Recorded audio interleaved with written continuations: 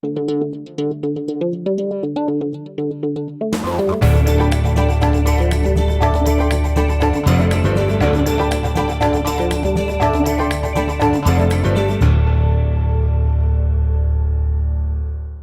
good morning, I'm Beth Courtney, President of Louisiana Public Broadcasting, and for much of my career I've been reporting on redistricting or drawing political boundaries in Louisiana.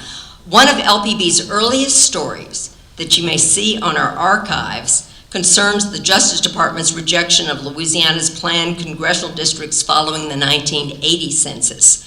I'm interviewing Governor Treen, our first Republican governor since Reconstruction, and he's talking about why Congressman Bob Livingston and Congresswoman Lindy Boggs should not have their districts ripped apart. Of course, at one time we had, at that time, 8 congressional districts, and now we have 6. We also had a majority Democratic state legislature, and we now have a Republican majority at the state capitol. But what is new today are the numerous cases making their way to the U.S. Supreme Court.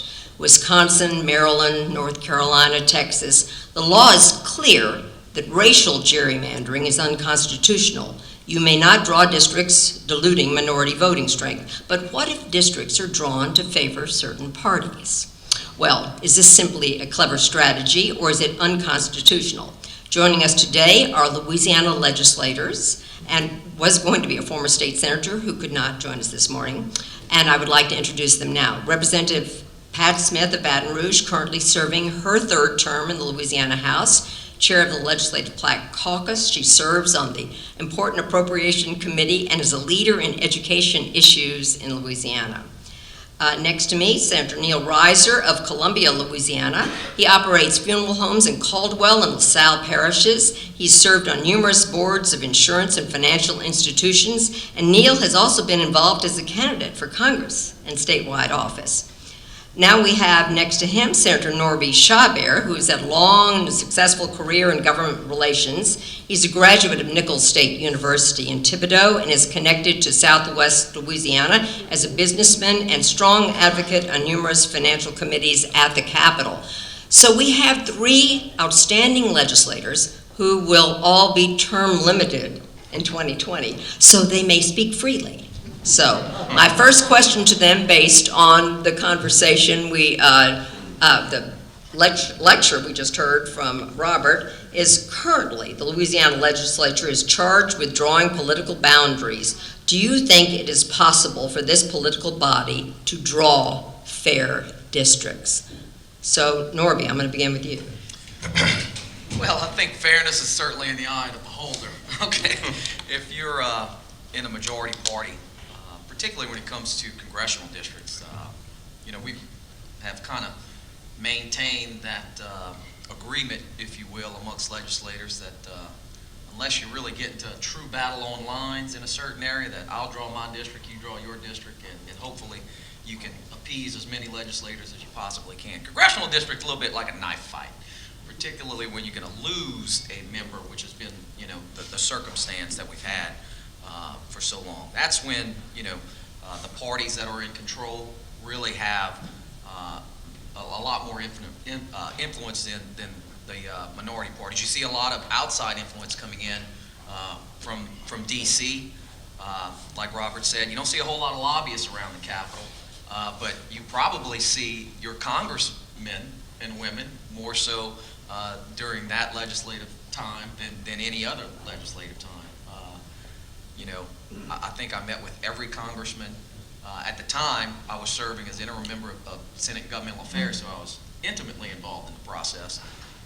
But everyone came and sat in my office, and they were the ones making the promises for a change and asking for a lot of favors in return. But to answer the question, I don't know. Again, it's all about how many votes you got at the end of the day in the legislature. So possible. It's possible. That's what I'm hearing. So, interestingly, what do you think? You've been sort of intimately involved drawing, but also running. So, tell me what you think. I have been, and as you know, and you might have already spoken on, there's a case the Supreme Court ruled on South Carolina just recently, so that's the reason this topic is relevant. As Senator Chabert spoke on, when we were redoing ours, it got very contentious. But it was a matter of getting the 20 votes. But it came more in to not to me, it was not party lines involved in it.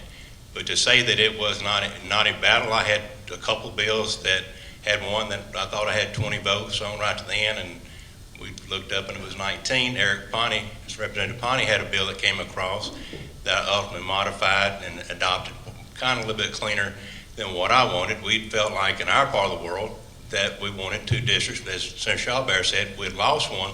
When that happens, it's a lot more contentious. When you have those already set up like we do now, if we don't end up losing one, and I don't see the population decline, I don't think you'll have near the battle. But Senator Schauber, I can tell you where I have the utmost respect for him, and I will tell this story, was that I had one version of the bill, and he was basically, not basically, he did say, he said, you got half of my house, my kitchen's in one district, and my bedroom's in another district. And it was one of the best speeches Senator's ever heard. He was very convincing on that. But yeah, it can be very much so that you have the congressmen that are turf wars somewhat, tell the reality of it. They work hard to run in those districts and to get to know those people, and then to change it up, it can be problematic. I mean, we lost one, and that was in the southern part of the state, and it got really rough. Maybe we won't have that much so far again, but it does come down to the votes. And the state, as you say, I've been a state candidate, and I've been in the congressional world also, is that base, like the Acadian base, that's a strong group of members. So when you start talking about a group, I mean, you're working as a whole, and politics is the art of compromise, and you have to compromise to pass. To get there can be a challenge. So I'm going to go over to Pat right now and ask her, but basically, you are saying you want it to be a legislative function as opposed to a commission. Yes, absolutely, because we are a republic. So those members, the population has voted us to come represent them at the state capitol. So yes, I would think that it should stay, we are a republic, and to leave it in a legislative form. So, Pat, your impression? Well, you know, just like this panel looks, it's unbalanced.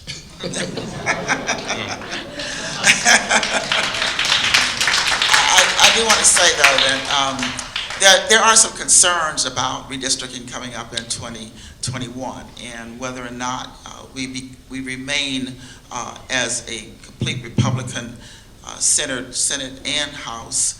I think there will be some concerns about not only that, but making sure that the minority representation that we have doesn't diminish as well. And I was a part of that 2010, 2011 redistricting plan when we came up, and I'm surprised the senators have been so kind to the administration, because their 20 votes came on the fact that the governor said he would not vote on anything but what we got. And so when the Senate made their decision, they had to go along with what the governor said, because he was not going to accept anything other than those horizontal, the vertical districts that they got, horizontal, whichever one it is. But what we got in the north, you don't see the map there, but you have, there were 2 coming down from the north. And he said there were other plans that would have added, and he said he would not accept, he would veto anything else that came to his office other than those plans. So that was contention for them, so they had to find the 20 votes to make sure that they got it to the governor's office to sign for the congressional districts. The House doesn't deal with the congressional districts, we only deal with the legislature. And there were many contentious kinds of opportunities at that time. I can say we tried to get an additional, other than the 2 we got, additional minority seats. In fact, the Black Caucus had made a pact at that time. We did not need to have packed districts in order to win in our areas. And we had talked about looking at that 68% of minorities in a district rather than 80, 89, or 90% of minorities in a district. However, when it came down to looking at the fact that we had some individuals who balked at that idea of giving up the 90%, then the Republicans went along with the fact that they kept some of those packed districts, which helped us to end up with only about 2 districts. But we did have some impacted districts as well, where a minority could win based on the percentages that were there. But if you have a district in which you don't have a lot of diversity within the district itself, then Does that affect the way you debate legislative issues? It is oftentimes, but I think that if you look at how precinct lines are drawn, which is not done at the legislature but at local levels, then that also affects where people are actually going to be voting. And so we talk about the legislature doing the redistricting, but precinct lines actually impact the redistricting process. One of the issues we always look at is community of interest, and you made reference to the fact that one of the possible changes in the congressional redistricting last time was we were going to have Shreveport and Monroe across the state. It was going to be in one district. Right. So I guess you're the representative of our northern part of the state. Do you think that then is a community? How do you think about in Louisiana, community of interest? Because we always say that we're very different across Louisiana. Cenla is very different than Acadiana or Arc-La-Tex or Arc-La-Miss. What is a community of interest to you, Neil?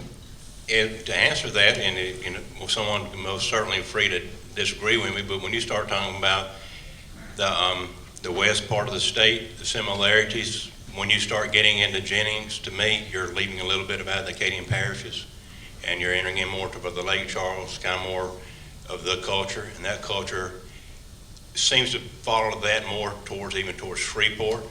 When you get back to about Ruston, and Ruston is in the 5th, but when you start moving back to that area, the culture starts kind of getting to be the same. So when you draw those districts, one of the things they want you to have is a culture, something that's in common. The 5th is probably the most broadly drawn because, like in my own state Senate district, I have 10.3% of the land mass in it just because it's a rural district. Washington Parish is a lot like Caldwell Parish. So a lot of similarities, but that's when we came down, and when you start losing a member, and when you make a single move, when you move a number around, let's say you're going to move a precinct around, to get that done, and you have it gets so contentious that when you move the one, you move it down at home, and when you move that, well, it's just like pushing on a balloon. It's like the law of physics. It pushes something less in the state when you start drawing these maps. So it's not as simple as it sounds. So when you push that, when you push the one, and on the minority district, when Congressman Cedric, when Richmond, he came, that was in my bill, in my version, we worked, and we had to come up the river and get around to make sure that we did have a district that would be represented in that matter. And as you cut through with any of them, any of the 6 we had, when you touch one and you make an agreement or try to help with another member, it's just like pushing on that balloon. It pushes it all. It pushes everything out. So you're having to redraw that around, and you want the smallest deviation. So you're trying to keep, in a congressional district, they want that deviation as small as it can be. They actually want them to all be the same exact number, the precise same number of citizens inside those districts. So when you're talking about state senate or you're talking about the state house, it's not that way. So there lies in the major difficulty in drawing congressional districts, is that that number has to be, the error of deviation has to be very small. And so that's, but one of the criteria, back to your point though, is what is the likeness and what is in common. Yes, you need to keep that in mind. So community of interest for you, and you made some very bold statements about that, I think. Well, I think that if anyone has a memory of what transpired in that particular session, I was very much, a neophyte to the political process. I had just gotten there and didn't know a whole lot about the legislature at the time, but I was still in the middle of it. Very much so. I'll testify to that. So for one reason, it was unofficially decided that our congressman at the time in the old traditional 3rd Congressional District, which had been Congressman Tozan's district for so long, had just elected now Attorney General Jeff Landry. He had been in Congress for but 1 term, and it was unofficially decided that his district, our district, my district, the traditional coastal district, the area that is for the most part made up of current Minority Whip Steve Scalise's district, would be the sacrificial district. It would be the one that would have to endure the most compromise. And so in this case, incumbency meant something, but I think short incumbency time. meant everything due to the fact that Congressman Landry, General Landry, I'll call him Jeff right now, Jeff was the rookie. Basically, you know, that would have never happened had Billy Tozan still been the congressman, you know. Had another person like Hunt Downer who had lost that race, who had a lot of respectability in the legislature, former speaker, if it would have been his district, you know, you might have seen some different battles. But as Senator Reiser described, that point of whatever is decided that the number's going to be, I believe our number was 755,000 souls in the district. It's got to be that. A Senate district can have a deviation of +4 or -4, something along those lines, around that area. Congressional districts have to be to the number. Makes it very difficult. On top of that was the pre-clearance factor and the voting rights aspect of having to draw that minority district, and you have to remember, you are dealing with a tremendous, historic diaspora of population, of minority population out of New Orleans at the time, okay? And, you know, kind of to go back to what Representative Smith said, just for the record, about the Senate, I voted against every plan Neil Reiser had, okay? Every single one of them. I did help Senator Jackson pass 2 plans out of the Senate that gave us 2 minority-majority districts, if I'm not mistaken, based on more or less a homogeneous, depending on your perspective, northern district that kind of separated the top portion of the district into, I believe one of them had a slide in Mr. Travis's deal, where you had the I-20 corridor would have been a district. Correct. You would have had the mid portion of the state would have been a district. You would have kept Terrebonne and Lafourche together, which was a major theme in passing those plans. Both plans got defeated in the House. One was not heard, and unfortunately, that was a committee that was chaired by great state representative, now current president of Grambling. Representative Rick Gallo went on to serve in the Senate. Couldn't have had a better chairman. We didn't, unfortunately, due to leadership in the House, didn't get one bill heard, and one bill died in committee. And those were passed against, like Representative Smith said, against the will of the governor, who said, we'll veto them. So it made some interesting bedfellows politically to have a state senator from Shreveport and a state senator from Chauvin coming together to buck the governor and frankly, buck a majority of the members of the Senate. So, Pat, as the Black Caucus that you have chaired a number of times, what is your strategy then around redistricting coming up? Well, we're deciding that now, but I think that the most important thing is that we are still looking at the premise that we don't feel that minority districts need to be packed. They should not be packed, because when you pack one minority district, you then create another white district. And I think that's the most important thing that we need to look at, is how the minority representation is in the House and the Senate at this point in time, and at least to maintain the numbers and see if there are any opportunities to increase, as we did in 2010. But we're concerned, of course, we're in, in 2011, I'm not sure people realize that while Rick Gallo chaired the committee for redistricting, the speaker at that time increased the number of individuals on the committee to 25, making it a full majority Republican. It was not that way to begin with. And so when those individuals were placed on that committee to 25 individuals, it was fully and overwhelmingly a Republican committee. So therefore, whatever was going to happen based on the Republicans and the speaker and what they wanted to what plan they wanted to actually pass. But I think Rick had a plan as well. He proposed that plan to the committee, and they declined that plan. And there were other plans that were put forth. But we will be looking at, I'm sure, how do we develop our own plan for the Black Caucus. It's a major topic for us right now on how we will be looking at redistricting in 2021, because, as I said, we want to make sure that we can either increase, definitely, minority seats, and also to maintain the ones we have. So there is a very different Justice Department right now. Correct. What is your sense of the role? There's no more pre-clearance. That was always the story we were always covering, the pre-clearance. Have we heard it? What's happening? What's going to happen now what you're feeling about the existing Justice Department? Well, I'll say this.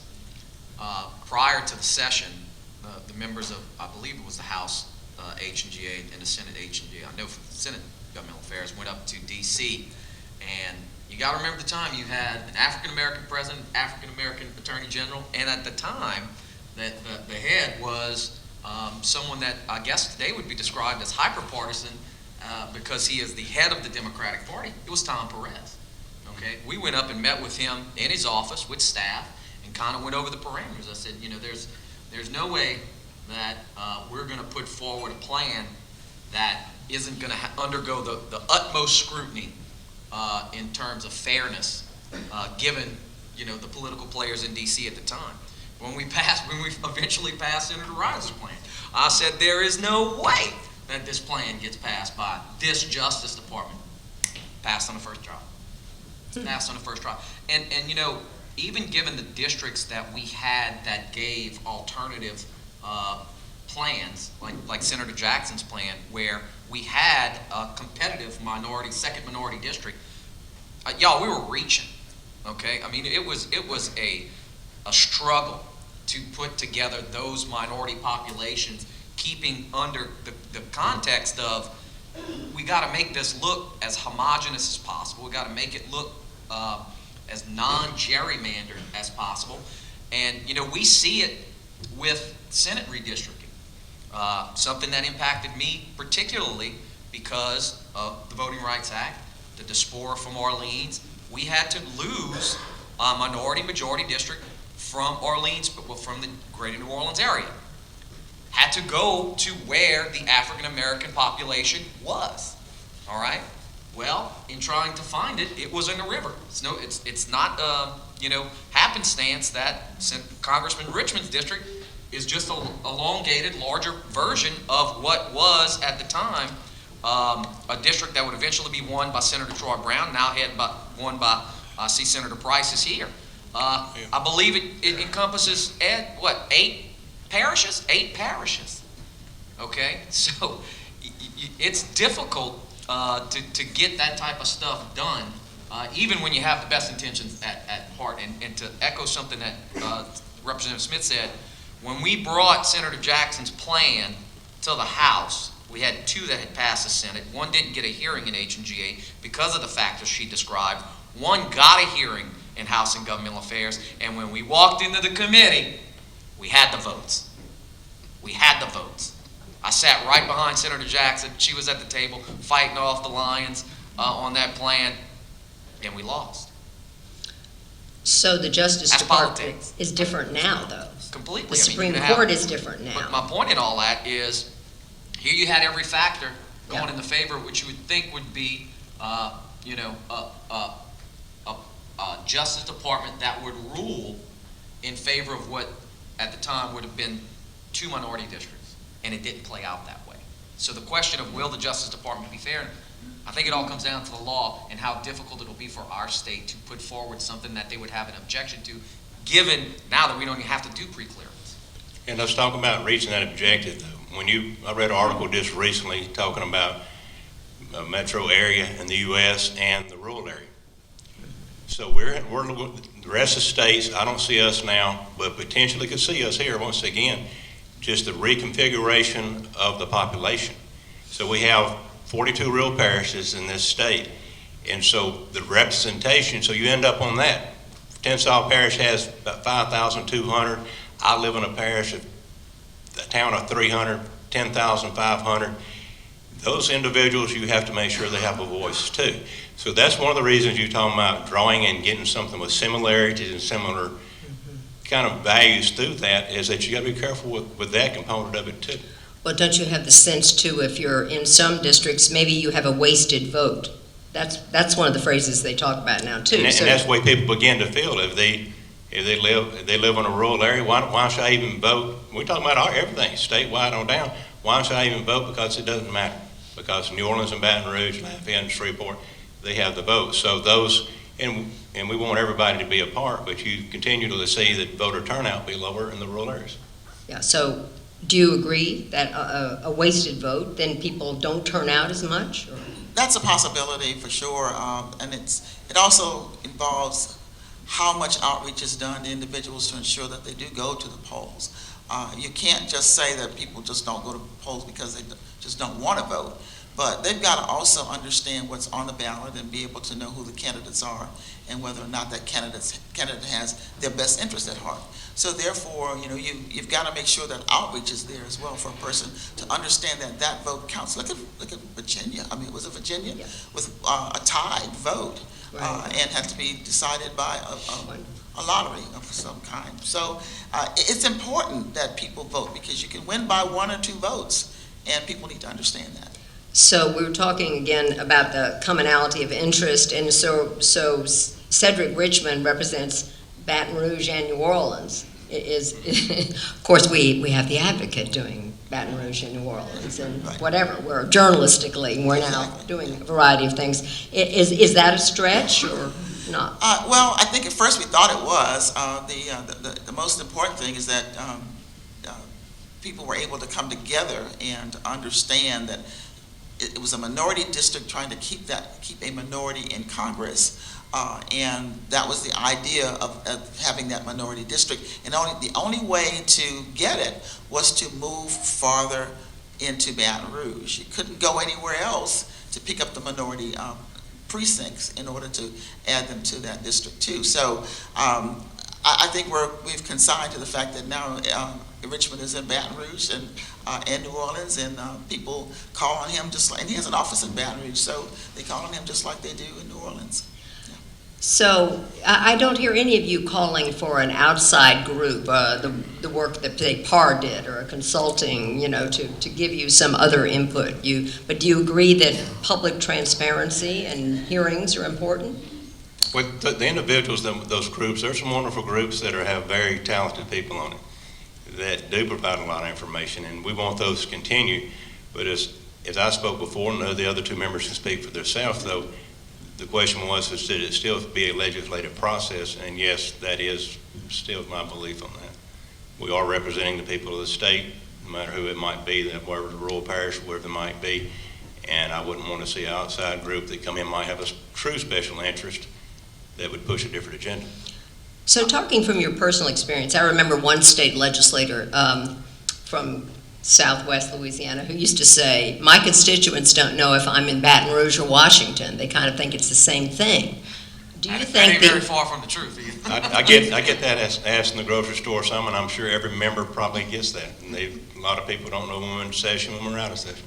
So how do you get then meaningful public input into this process? Speaking from, and I'll go back to the minority-majority Senate district. When that district, number one, it was pretty much had to be drawn first, right? Because It did. We drew that when we were sat down on literally that one moving first. one district completely onto another place in the state, wherever that might be. It eventually found itself to the river region, which was, we kind of assumed that it would be there. We didn't know how elongated it would be. It stretches from Donaldsonville all the way down to Thibodaux. Okay, well, that impacted our area particularly. Now, at the time, I'm going to give you the old Terrebonne-Lafourche triangle, folks, okay? At the time, Going wide open, go ahead. you had the traditional Senate District 20, which was at the bottom. And as Mr. Scott referenced earlier, it was the first time that the 2 districts, the St. Mary District and would be considered the St. Charles District, both in one district represented by the President of the Senate, both of those folks were term limited, and you had a freshman in the middle, okay?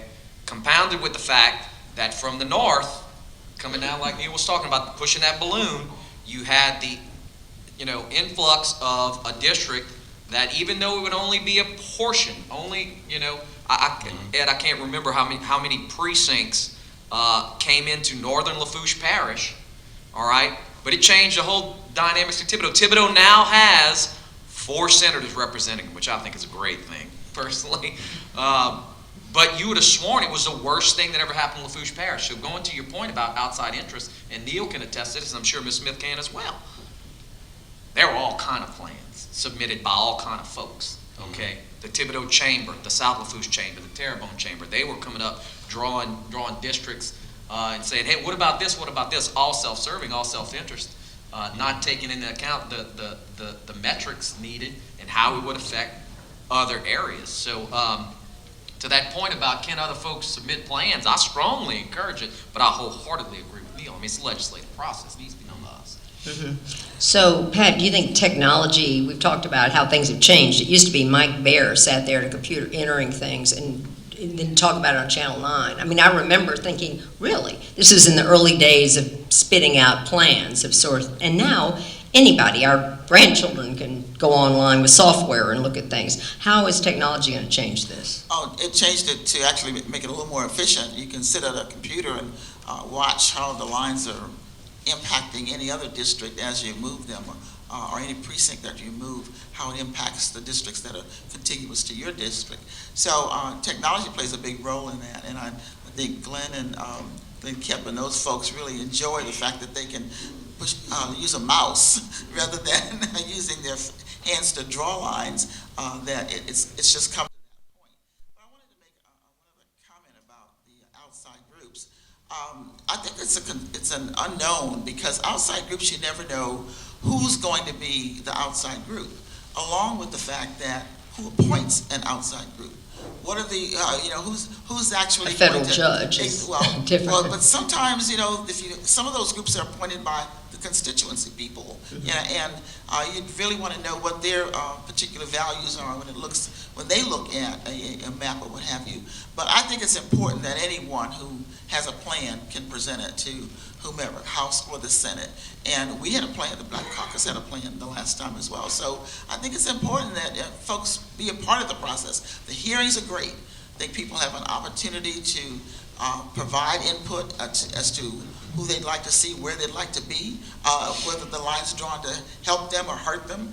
They have that opportunity to have that input. So it is very important to be transparent during the process. So what do you think about the role of the governor in all this? Because clearly, I mean, obviously, we were having a shift. I've been through the time where, in fact, I've known many legislators who were Democrats and now Republicans, or congressmen who were Democrats, you think Tozan, became a Republican, and now we have a certainly predominantly Republican legislature and a Democratic governor.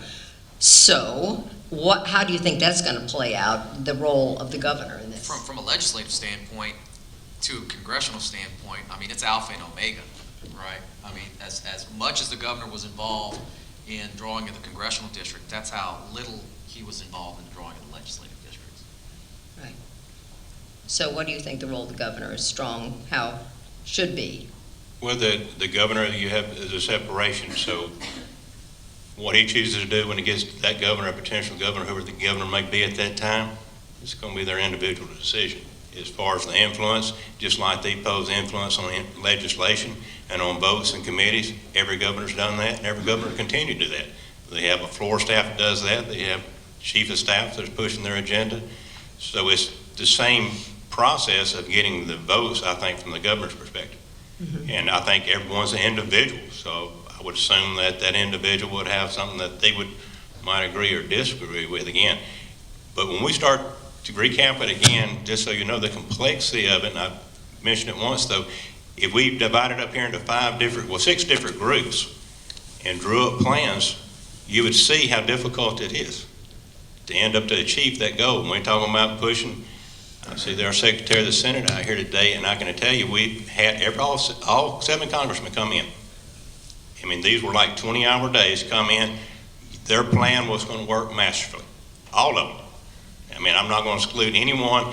Theirs was the perfect model. It did the perfect lowest deviation. You come in and you start overlaying them, though, they're not looking at the other ones, and it would just be scattered all over the place. Some of them were leaving precincts out, literally. Had white spots. We'd go through and we'd look at it, and you have the amount of staff time that you have to deal with that also. The staff is the ones that's actually running. These numbers can't be kind of close or that looks kind of good. They have to be calculated exactly. So when you're bringing something to committee, it takes a lot of mathematical equations to go back through and get that analytical data, because if you send something that's messed up like that, you've really got a problem. But once that's where you'll see, and I think redistricting nationwide, it will always be that way. Because you're talking, once again, you're talking reduction in population somewhere in areas and others though, but to get that deviation small and you've got that many personalities, you'll have the discussion. Not unless we lose another one. I don't think the next one will be that difficult. So Pat, it seems though that the Republican Party, if we look at Washington now, and certainly like the case in Texas as they were drawing lines, the Republicans seemed to have been advanced in they're very cleverly used as a strategy, redistricting to advance their numbers. Exactly. That's exactly what they did. And now the Democrats are trying to do that as well. Well, I'm not sure if I think the most important thing is the balance that you receive. If you're going to go on partisan gerrymandering, which is what it actually is, then you're going to end up with those packed districts. And I think that a lot of people are not wanting to see that happen.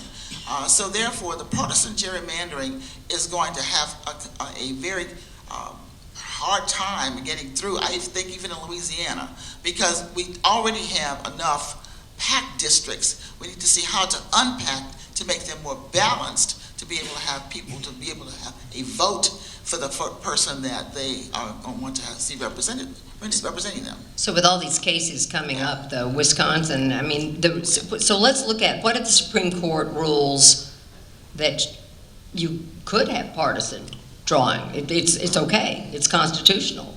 What would that impact be? Well, then you would have to be fighting for your life and making sure that those lines are drawn so that the constituency base that you have in your district should be someone, I'll look at my district, for instance. It's very diverse. My district doesn't even reach 70%. It's in the 60s, and it varies from 65 to 60. So I think it's important that when you look at who you represent and how you represent those persons, the people who are in the districts want to have a say. And when you go on party lines, then you are taking the people out of the process as well by not having them vote that one man, one vote. Well, as we are today looking at whether government is going to shut down in Washington, certainly party lines is the huge call, and this is creeping even more into the Louisiana legislature. So do we see things playing out at the Louisiana legislature that are playing out in Washington? Well, I'll say this in other states, the gerrymandering issue could probably revolve around partisanship, okay? Because, it's very obvious that a lot of states, let's use Mississippi and Alabama, for example, homogenous, culturally, religiously, politically, they're basically the same state, flipped over, right? And there's a couple of former legislators here that I see. Louisiana is a difficult state to govern because there are so many cultural differences. I mean, legitimate cultural differences. That's a good point. Okay. The North Shore couldn't be more different than the Bayou, all right, than Shreveport is, okay, from Lake Charles. And oddly enough, they're split congressionally. But it's a difficult state to govern for that cultural diversity. So when you have things like the loss of a congressional representative and people are like Pat Smith, fighting for their lives for representation, you don't necessarily see that, don't get me wrong, it exists, let's not be naive.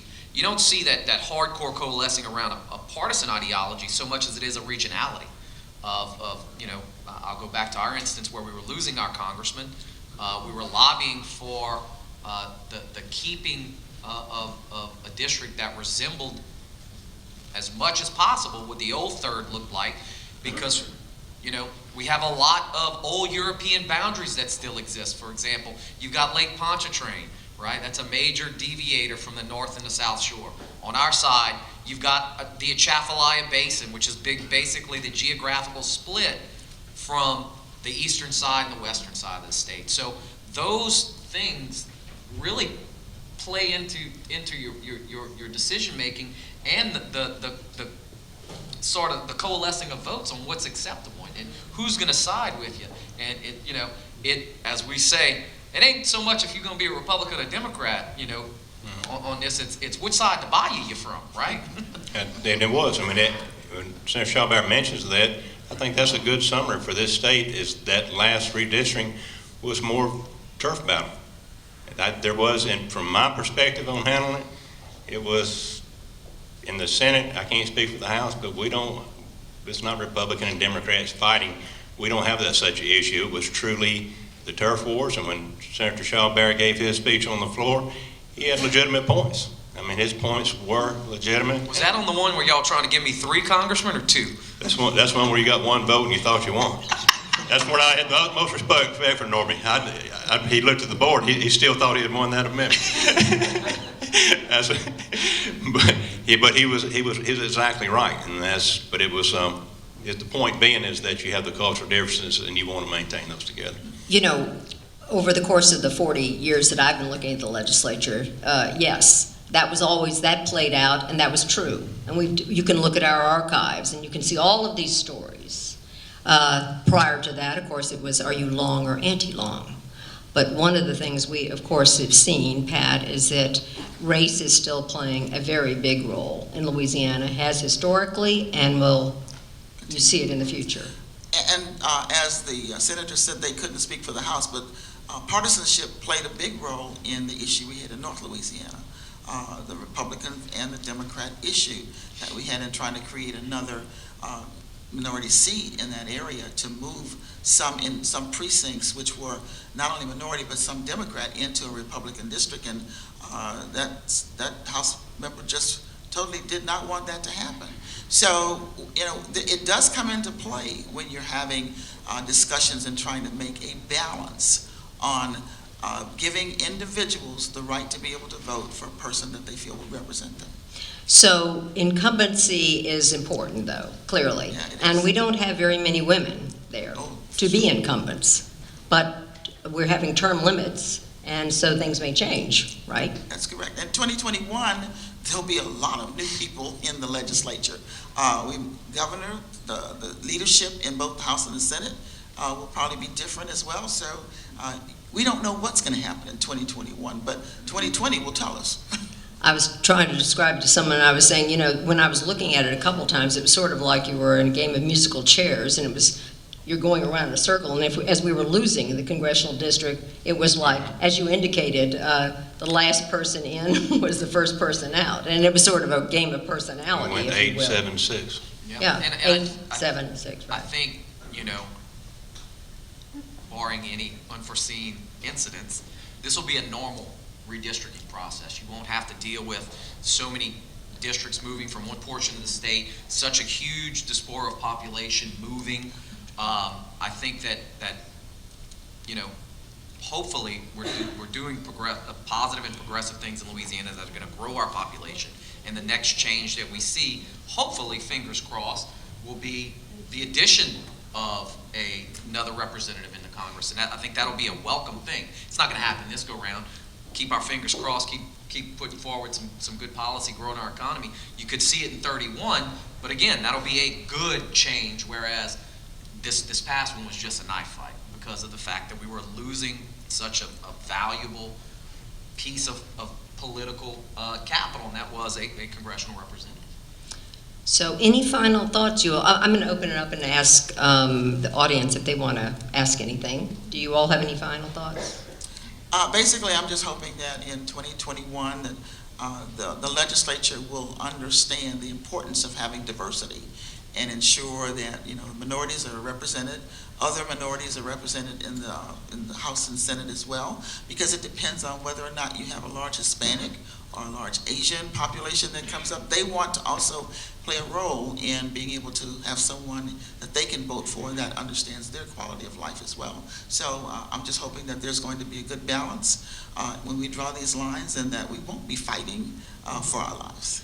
And maybe we won't have a hurricane, because I think of Congressman Gao, and the first, Vietnamese origin, who we sent to Washington, which was really a product of the shifting population after Katrina. Any questions? We have about 10 minutes. Yes? Representative Smith mentioned precincts, how precincts affect how districts are drawn. How are precincts drawn? Go ahead. The local, from your local levels, the precincts are put together, because your council members and your clerk of courts and whatever, when they get together, they can decide on whether or not a precinct needs to go away or actually be expanded. So that's at your local level that's done. If you notice about individuals getting notices that they have to vote in a different precinct, that's done through the local level. Do they do that every 10 years? I'm not sure. I mean, do they do it the same time frame? Local?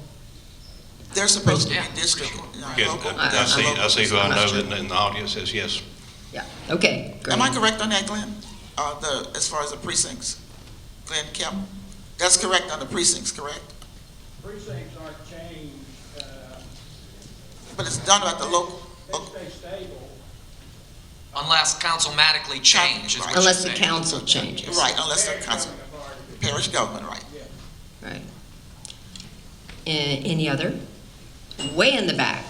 So would you mind repeating the question? Will repeat the question, yeah. You have a mic. There is a mic. Changing locations has changed our dynamic a little bit here. This question's for Senator Chabert. How has the division of the coastal parishes by congressional districts hurt or helped the ability to lobby for funding for CPRA and coastal restoration? Well, that's an excellent question, because at the end of the day, that is a factor that plays into how you draw your lines as well. Okay, the homogeny of a district, the knowledge of the incumbent about particular issues. It's almost like when you're going to elect someone, right? You start playing into how does this guy from Lake Charles know anything about the Atchafalaya Basin? Things like you start really trying to factor that in. Because we lost a member, okay, we knew that the old versions of the coastal districts would basically remain the same. If anything, they would hypothetically increase upward, right? Well, with the way the plan turned out, and I'm trying to do my hand motions as the way I see the state, not so much as you see the state. As it played out, it was actually a compression. So I'm never going to forget this, and if Congressman Scalise was here, he could tell this story better than I can. We knew, in effect, that the battlefront would be kind of that Assumption, St. Mary, Terrebonne, Lafourche, St. Charles kind of area. We didn't know how it would swing, but we knew that would be that confluence point, okay? That's just where it would be. And you have to remember, at the time, economy played a huge portion on why Terrebonne and Lafourche was such a factor, because not a whole lot of people realize it, and it certainly isn't the case now because of the downturn in the economy, but due to the upturn in the economy, the home of Terrebonne MSA was the 5th largest in the state. We were bigger than Lake Charles, bigger than Monroe, bigger than Alexandria, okay? So what happens when you have a lot of population? You become that point where those other districts kind of have to go. We're blessed, frankly. It was a crummy thing that happened to us, but now that compression from the north gave us a Baton Rouge district that produced Garrett Graves. Who knows more about coastal issues, other than me, than Garrett Graves, right? So you have the minority whip of the House. If the Republicans maintain control and Speaker Ryan goes the way of the dodo, who knows? We may be talking about Speaker Scalise, all right? And so you'll have the Speaker of the House, certainly the majority whip of the House, fighting for your coastal funding. So to answer your question, it really worked out for us. And another thing, Congressman Bustani at the time sat on appropriations. You know, if he doesn't decide to run for the open U.S. Senate seat, we would have some strong folks up there fighting for that coastal funding. So, you know, we knew what was going to happen. We didn't think it was going to happen the way it happened. And if you have coastal erosion, many of us are going to end up being on the coast as well, the rate we're going. Well, there's that. There's that. I was trying to keep it positive. One other question. Yes. Mm-hmm.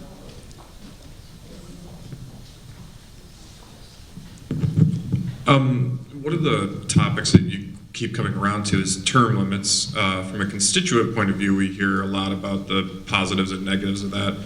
Curious from a legislative point of view, from a legislator's point of view, do you think that term limits are, you know, how do you think they affect the negotiations when it comes to redistricting? All right, Pat? I'll start because actually I came in 2008 as one of the, when we lost about 60-some members in the House, and it affected the redistricting because so many people had never gone through it, didn't understand the process, so we had to have a lot, there was a big learning curve there for a lot of individuals who came into the House.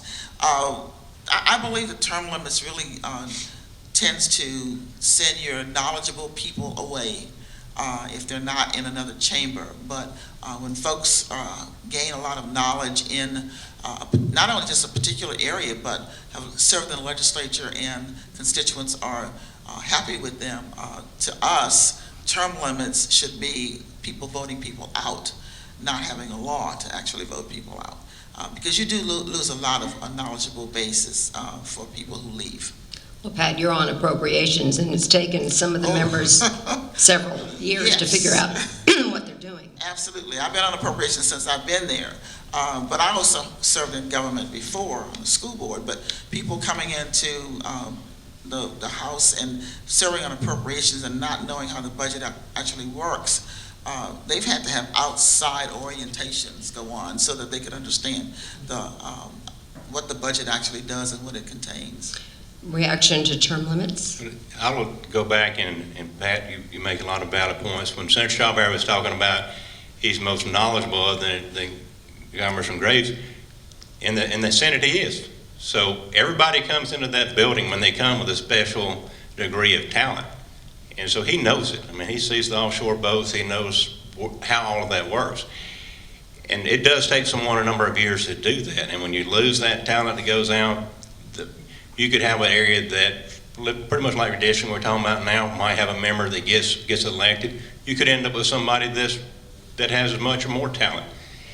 But it takes more than a couple of years to learn a budget with all the agencies in it. Just like the congressional members right now, Norby was talking about, you have them on appropriations, you have here and there.